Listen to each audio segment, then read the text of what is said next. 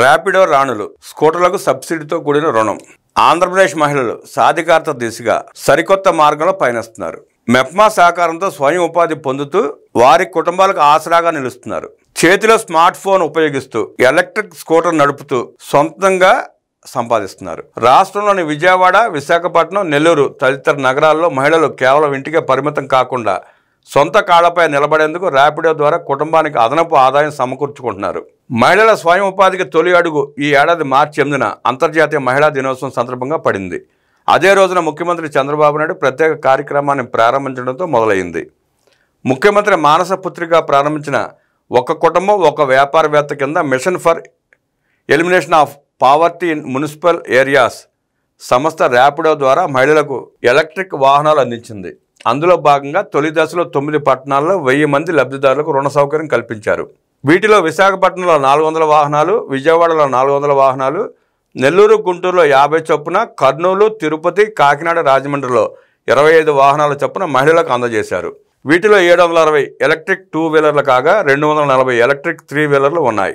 ఈ వాహనాలు కొనుగోలు చేసేందుకు అవసరమైన బ్యాంకు రుణాలు డ్వాక్రా సంఘాల మహిళల పేర్లతో మంజూరయ్యాయి. డ్రైవింగ్ లైసెన్స్ లేని వారికి వారి కుటుంబ సభ్యులు వాహనం నడిపేందుకు అవకాశం కల్పించారు. ఇందుకోసం అవసరమైన ప్రాజెక్ట్ రిపోర్టులను మెప్మా సిద్ధం చేసి జాతీయ బ్యాంకుల ద్వారా రుణాలు పొందేలా సహకారం అందించింది. ఈ క్రమంలో ర్యాపిడో సైతం మహిళలకు సాధికారతను అందించడంలో భాగస్వామ్యం కావడం విశేషం. కొత్తగా చేరిన వారికి ప్లాట్ఫామ్ ఫీజులో 3 నుంచి 4 నెలల వరకు మినహాయింపు ఇచ్చారు. అలాగే తొలి సంవత్సరం 2 వీలర్, 3 వీలర్ యజమానులకు నెలకు 1000 రూపాయల ఈఎంఐ మొత్తాన్ని సాయంగా అందించారు. దీంతో ర్యాపిడో నడపడం ప్రారంభించిన గృహిణులకు తొలి రోజు నుంచి ఆదాయం ప్రారంభమైంది. అలాగే ఈఎంఐ ఇంధన భారం కూడా తగ్గింది. దీనిలో భాగంగా ఇప్పటివరకు 1003 కుటుంబాలు లబ్ధి పొందగా వారిలో 688 మంది ర్యాపిడోలో నమోదయ్యారు. విజయవాడకు చెందిన వడ్లపూడి గ్లోరీ మంజు మార్చిలో ప్రభుత్వ సబ్సిడీతో స్కూటర్ కొనుగోలు చేసి ర్యాపిడో నడపడం ప్రారంభించారు. ప్రస్తుతం నెలకు 10,000 వరకు సంపాదిస్తున్నారు. ఇంటి పనులు పూర్తి చేసిన తర్వాత కొద్ది గంటల ర్యాపిడో నడిపి వాహనం ఈఎంఐ మొత్తాన్ని చెల్లిస్తున్నాను. అలాగే కొంత సొమ్మును పొదుపు చేస్తున్నాను. సొంత కాళ్లపై నిలబడటం ద్వారా వస్తున్న ఆదాయం కన్నా ఆర్థిక స్వాతంత్రం లభించడంతో ఎక్కువ సంతోషంగా అనిపిస్తోందని మంజు చెప్తున్నారు. విజయవాడలోని కండ్రిక ప్రాంతానికి చెందిన మాధవి తన భర్తకు పక్షవాతం రావడంతో కుటుంబ బాధ్యతలను తాను స్వీకరించారు.